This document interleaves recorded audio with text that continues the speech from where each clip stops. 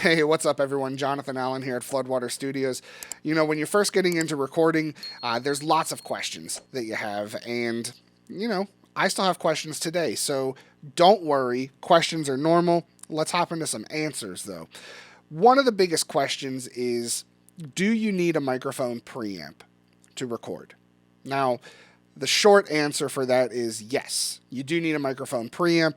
Microphones record at a very quiet level. It's called a mic level. We need to amplify them up to a line level that is a recordable level for everything. Now, that question is kind of twofold because a lot of people don't mean, do I need a microphone preamp? They mean, do I need an external microphone preamp? We're going to hop into that in just a moment here, but a lot of people also might not understand what the current equipment they have does. So take this Focusrite 2i2 Scarlett for just a minute. Right here, we have two microphone preamps. They're built in to everything, and Focusrite makes great equipment. The preamps are pristine, they're clear, crystal clear. I love Focusrite products. In fact, when I was upgrading my equipment, I upgraded to a Focusrite Scarlett 18i20 so I can have more of those preamps, so I can record 8 microphones at once for everything. So this little box plugs in USB to your computer, and then you have two inputs. Both are preamps. Now, some interfaces have different inputs that you'll see on the back for line level. This one doesn't. This only has outputs on the back here. You can do line outputs left and right, but this also has combo jacks in the front. So you can see they're a little oddly shaped in here. This can be a 1/4-inch connection or an XLR connection.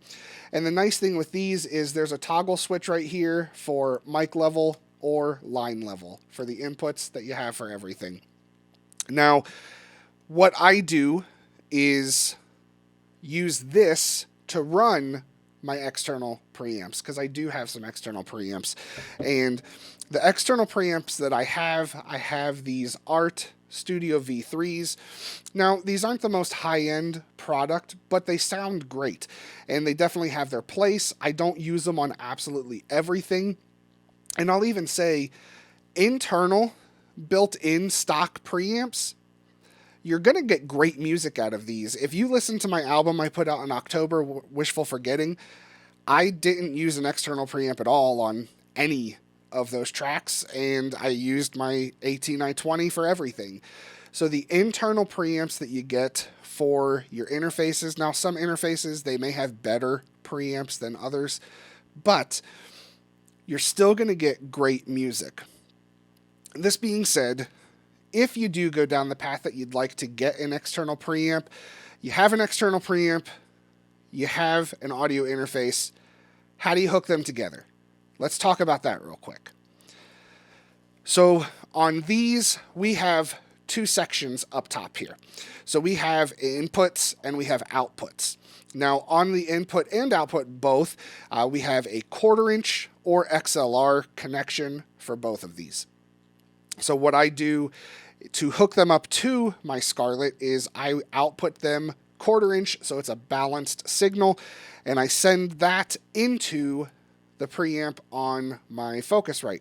Now, this, we want to do all the work. So we want the external preamp to be what is boosting or cutting the volume for everything. So this is where we want all the work to be doing. This is kind of just a middleman. So on the Focusrite, I set my gain knob all the way down to 0, so it's at unity. So this is not really activating the preamp that's in here at all, because we don't want to add anything else, because then we can get into the clipping, and we don't want to clip. We all know that. So here is where I can manipulate the input for my source and the output for my source. Also is where I'm doing phantom power. I have a phantom powers here. I have a dB. You can push it for the VU meter to change. Also a polarity switch here for everything. Another cool thing is this section right here, it's actually got different voicings where it's activating the tube that's in these preamps differently for each type of voicing. So they have warm voicings, an optical type of setting where the sound changes a little bit also, depending on the source that you're recording. Now, I've used this on piano and bass, guitars. I've taken electric guitars and put them through and actually distorted with the tube. It sounds pretty good. One thing that I might do for these is actually upgrade the tube, swap that out, get something different. But I've used it on vocals, and they sound great. I really don't have any problems with this equipment.